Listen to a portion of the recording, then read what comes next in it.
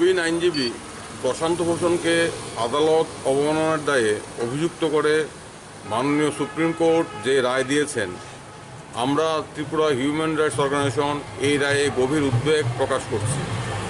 আমরা এই রায় মেনে নিতে পারছি না। আমাদের আবেদন মাননীয় সুপ্রিম কোর্টের কাছে এই রায় প্রত্যাহার করা হোক, এই রায় পুনর্বিবেচনা করা হোক।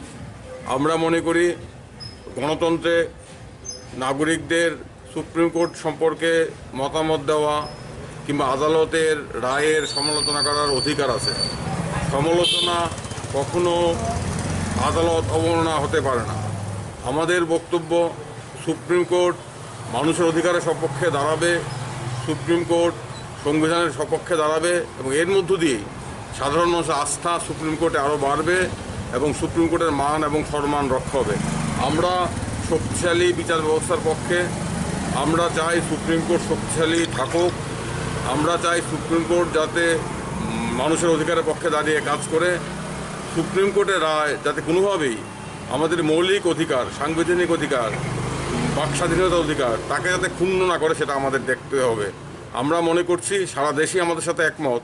দুর্ভাগ্যজনক হলেও সত্য, প্রশান্ত ভূষণকে দুটি টুইটের জন্য আদালত অবমাননার দায়ে অভিযুক্ত করে মাননীয় সুপ্রিম কোর্ট যে রায় দিয়েছেন, সেটা নাগরিকদের ব্যক্তি স্বাধীনতার উপর একটি অবাঞ্ছিত হস্তক্ষেপ।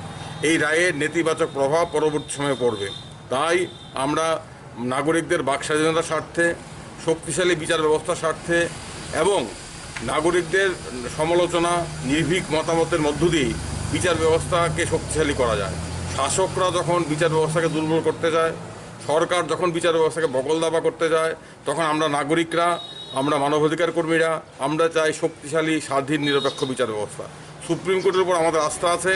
আমরা আশা করব, আমরা দাবি করব সুপ্রিম কোর্ট প্রশান্ত ভূষণকে দোষী সাব্যস্ত করে যে রায় দিয়েছেন, সেই রায় প্রত্যাহার করে নেবেন। কারণ এই রায় নিয়ে সারা দেশে মানুষের মধ্যে প্রতিক্রিয়া দেখা দিয়েছে এবং এই রায়ের ফলে সুপ্রিম কোর্টের মান মর্যাদার উপর নেতিবাচক প্রভাব পড়ছে। আমাদের সুপ্রিম কোর্ট সারা দেশে এবং সারা পৃথিবীর মধ্যে অদ্বিতীয় ক্ষমতার অধিকারী। দুটি টুইটে সুপ্রিম কোর্টের ক্ষমতা বিপন্ন হবে কিংবা সুপ্রিম কোর্টের মান নষ্ট হবে, এটা আমরা বিশ্বাস করতে রাজি নই। আমরা মনে করি সমালোচনার মধ্য দিয়েই, নির্ভীক মত প্রকাশ করার মধ্য দিয়েই আমরা সুপ্রিম কোর্ট শক্তিশালী করব। আমরা আদালতে আস্থা রাখি।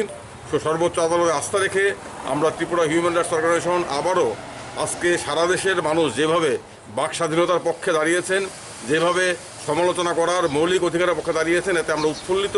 আমরা মাননীয় আদালতের কাছে বিনীতভাবে আবেদন করব, প্রশান্ত ভূষণকে দোষী সাব্যস্ত করবেন না। কারণ প্রশান্ত ভূষণ গত 30 বছর যাবৎ ন্যায় বিচারের স্বার্থে, সাধারণ মানুষের আইন অধিকারের স্বার্থে একের পর এক লড়াই করেছেন। এমনকি বিগত দিনে যখন সুপ্রিম কোর্টে শুনানি হচ্ছিল, তখন বর্তমান অ্যাটর্নি জেনারেলও বলেছেন যে প্রশান্ত ভূষণ এক বিশেষ উজ্জ্বল ভূমিকা রাখছেন মানুষের স্বার্থে, ন্যায় বিচারের স্বার্থে। এমন একজন আইনজীবীকে আদালত অবমাননার দায়ে যদি দণ্ডিত করা হয়, তো সেটা হবে অত্যন্ত দুঃখজনক ঘটনা। তাই আমাদের আবেদন, মানবাধিকার কর্মী হিসাবে, একজন নাগরিক হিসাবে মাননীয় সুপ্রিম কোর্ট এই আদেশ পুনর্বিবেচনা করুক এবং প্রত্যাহার করুক।